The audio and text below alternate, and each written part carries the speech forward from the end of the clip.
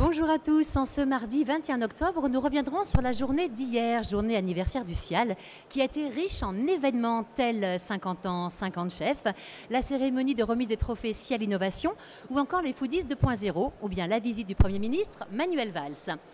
La journée d'hier a donc été en grande partie dédiée aux 50 ans du Salon et s'est clôturée par une magnifique fête et un superbe spectacle son et lumière qui a été donné sur l'esplanade centrale et auquel tous les exposants et les visiteurs ont pu assister au cœur même du Salon.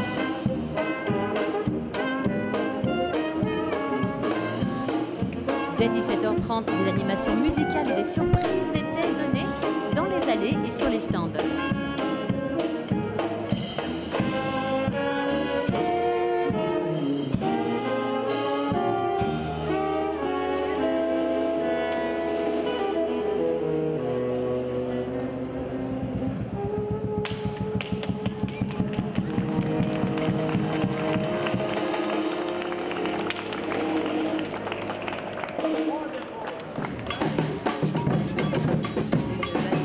Une batucada brésilienne a accompagné les exposants jusqu'à l'esplanade centrale afin d'attendre la nuit et place à la féerie.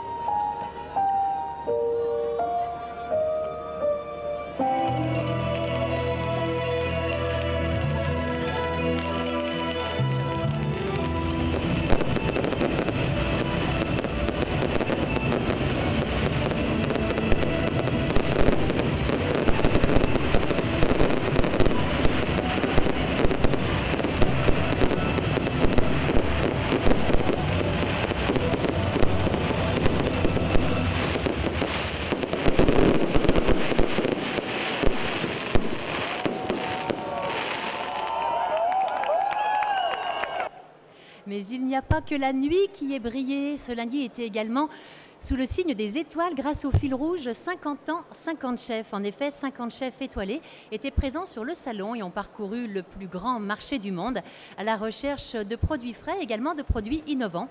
Tout cela sous le parrainage de Christian Lesquer, chef une étoile et de toc. Alors vous énumérez les 50 chefs qui étaient présents serait un petit peu long et j'aurais peur d'en oublier quelques-uns. Vous pouvez consulter la liste sur le site web du Cial, rubrique événements. Ensemble, ils se sont prêtés à des démonstrations de cuisine, bien sûr, au panier des chefs. Chacun a élaboré son panier avec 5 produits coup de cœur glanés parmi les exposants. Ils étaient également présents sur le plateau de Cial TV et aussi on fait des rencontres et des séances de travail avec nos exposants. On y retourne en images.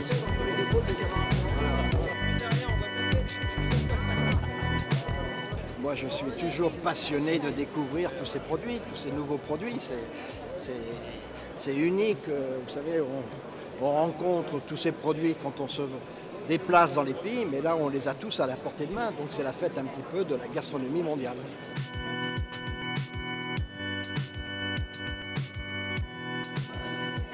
C'est 50 ans, c'est énorme. C'est une jolie fête et c'est vrai, Joël a raison, on se retrouve entre chefs. C'est toujours il y a solidarité, il y a partage, il y a affection, il y a même une certaine forme de tendresse entre nous parce que c'est des métiers durs, c'est des métiers d'engagement, c'est des métiers de pression. Donc il y a plein de choses qui nous relient. 50 ans, c'est quand même un énorme chiffre et c'est vrai que de se lancer ce défi-là, de regrouper 50 restaurateurs, 50 chefs, c'est impressionnant. Ouais. Et ça donne de la dimension justement au salon. Après la visite de Stéphane Le Foll, ministre de l'Agriculture, le jour de l'ouverture du salon, c'est le Premier ministre Manuel Valls qui a tenu hier à visiter et à souligner l'importance de l'industrie agroalimentaire dans le modèle économique français. Écoutons-le au micro de Cial TV. L'industrie agroalimentaire est une des forces de notre pays. Donc le gouvernement, le président de la République sont là pour soutenir, et ma présence aux côtés du ministre Stéphane Le Foll, le ministre de l'Agriculture, c'est de soutenir non seulement l'agriculture, mais d'abord l'industrie agroalimentaire qui représente pour notre exportation, pour notre industrie, pour nos emplois, pour nos régions, un potentiel tout à fait exceptionnel. C'est la marque France qui aujourd'hui, à travers ce salon, le premier salon au monde, le premier salon en France, qui représente ce potentiel, l'un de nos atouts. On dit beaucoup de mal à l'extérieur ou même chez nous de la France, et ici en venant, on s'aperçoit des atouts de notre économie, de notre agriculture, de la qualité de nos produits. Bon, la filière a des difficultés, mais en même temps représente une force qu'il faut encourager. Que vous ont dit les exposants que vous avez rencontrés? D'abord qu'ils sont fiers de présenter leurs produits, de leur capacité d'innovation aussi dans ce domaine-là, des marchés nouveaux qui s'ouvrent, c'est vrai pour le Maghreb, c'est vrai bien sûr pour l'Asie, de notre présence aussi aux États-Unis, il faut continuer, elle est historique, il faut l'amplifier. Puis bien sûr, ils évoquent les risques et les problèmes que nous rencontrons, la situation économique de la zone euro, le risque de déflation, les problèmes de prix qui existent dans de nombreux secteurs, l'embargo lié à la crise entre l'Ukraine et la Russie. Voilà, et ils savent en même temps que le gouvernement agit pour lever progressivement ces obstacles. Et nous comptons beaucoup sur le dynamisme et aussi l'esprit de responsabilité dans le secteur. Je pense à tous les problèmes qui se posent, notamment dans l'industrie commerciale. Retour sur l'industrie agroalimentaire et les réseaux sociaux. En effet, les marques n'hésitent pas aujourd'hui à utiliser les canaux digitaux pour se faire connaître et pour faire connaître leurs produits.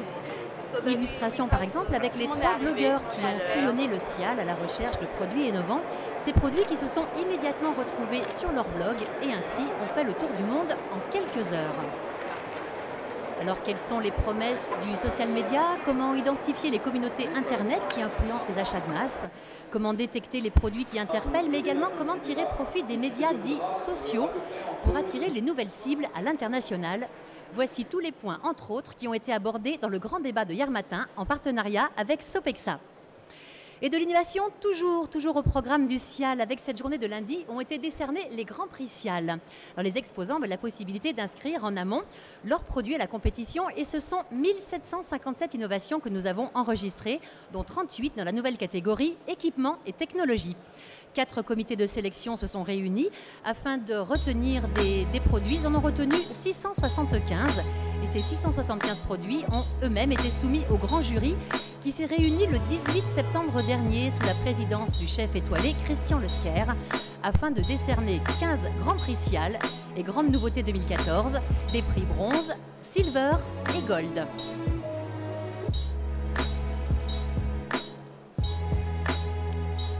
La cérémonie s'est donc tenue hier à 16h. Notre premier invité vient de nous rejoindre, un spécialiste de l'innovation, Monsieur Xavier Terlet. Xavier Terlet, bonjour. Bonjour. Donc vous êtes président du cabinet XTC World Innovation.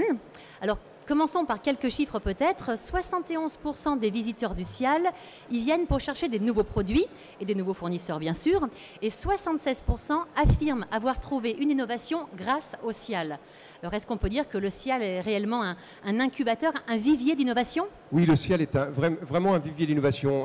On l'a dit, on le redit, c'est le plus gros salon agroalimentaire au monde, c'est la plus grosse plateforme et qui vraiment s'est positionné sur l'innovation. Et c'est important parce que n'importe quel visiteur professionnel qui vient sur un salon comme celui-là se pose deux questions principales. La première, c'est quoi de neuf? Qu'est-ce qu'il y a de nouveau comme produit? Et qu'est-ce que ça va faire? Comment ça va influencer mon marché? Quelles sont les tendances de mon marché? Et le SIAL y répond notamment par le concours innovation, concours nouveaux produits, SIAL Innovation, et également par l'espace SIAL Innovation à l'entrée du Hall 6, qui essaye de décrypter cette nouvelle offre à destination des visiteurs. Oui, puis on voit bien que 3 exposants sur 4 passent par SIAL Innovation, donc c'est vraiment important. Alors aujourd'hui, l'innovation est vraiment à son maximum. Comment est-il possible encore de créer, d'innover dans un milieu assez compétitif où on se dit que déjà tout a été inventé?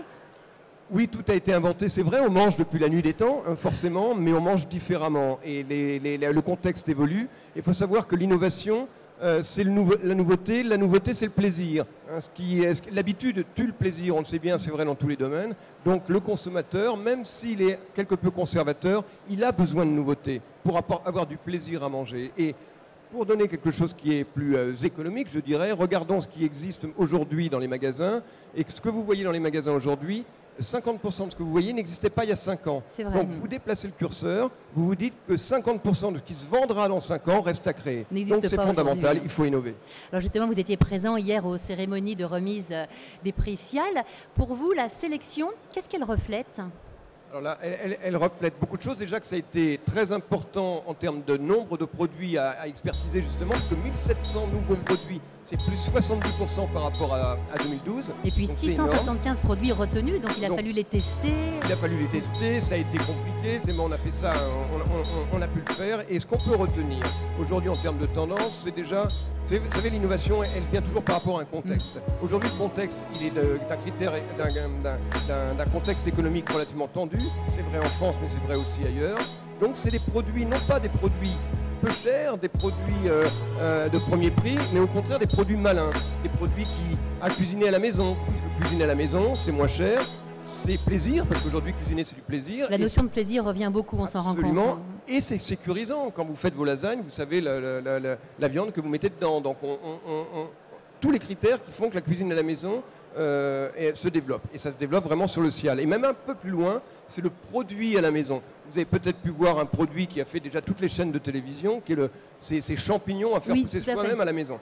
Et ben, c'est tout simple. C'est vrai qu'on a fait avec TNS Sofres une étude auprès des consommateurs qui montre que 43% des Français consomment une partie de produits qu'ils ont eux-mêmes produits. C'est-à-dire à la maison, ça peut être des herbes aromatiques, des salades, des tomates, des œufs pour 10% des Français par exemple. Donc il y a de plus en plus de Français qui trouvent une manière alternative de se nourrir. C'est rassurant et c'est vrai qu'on aimerait tous avoir un petit jardin chez soi, même ne serait-ce que sur son balcon par exemple. Exactement, sur son balcon, dans sa cuisine, on peut avoir un certain nombre de choses. Et le cas des champignons, c'est vraiment des produits qu'on peut... Alors c'est des produits qui préfigurent peut-être ce qui pourra se manger demain, je n'en sais rien. Mais en tout cas, c'est pour ça qu'on a retenu ce produit-là.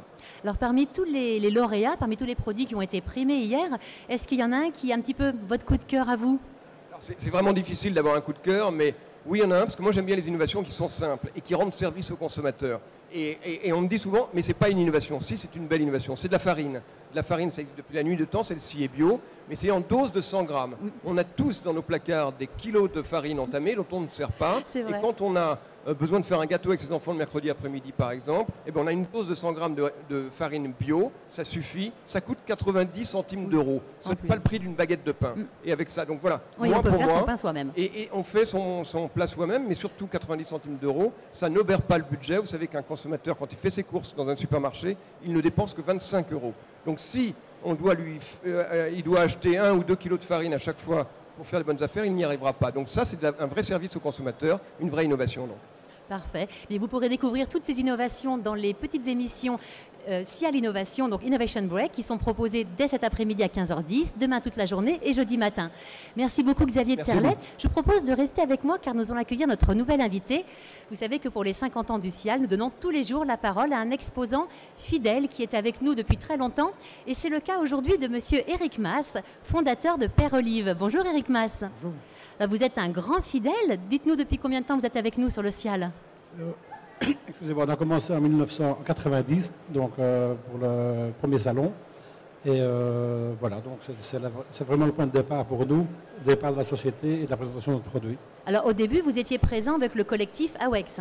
Absolument, on a commencé, je me souviens, avec un stand de 2 mètres carrés, ça nous permettait de présenter notre produit sur une vitrine mondiale. C'était vraiment l'intention de voir un peu la réaction de nos collègues étrangers, espagnols, grecs, etc. On voulait sentir, je dirais, l'intérêt en tous les cas de notre nouvel concept d'olive. Concept de Père Olive, tout à fait. Alors au cours de toutes ces années de présence au sein du Cial, pour vous, qu'est-ce qui a changé? Vous avez noté quelque chose qui a évolué? Au niveau du Cial, je me souviens, donc l'organisation a fortement évolué, la qualité du salon aussi. Et puis c'est logique, mais ça a bien évolué. Et puis surtout la qualité c'est une vitrine mondiale. Donc ça nous a permis aussi de permettre de faire de l'exportation dans 18 pays, 2 continents, ce qui nous donne cette force, je dirais, et ce Cial, tous les 2 ans, nous permet de se préparer pour la concurrence qui existe et puis d'avoir un coup d'avance. Voilà. Alors justement, vous, comment est-ce que vous avez fait évoluer votre présence ici, votre stand, au fil des Cial? Eh bien donc, l'AWEX, vous avez bien dit au départ, nous a permis de faire un point de départ. Donc on a, de mémoire, fait 5-6 salons avec l'AWEX.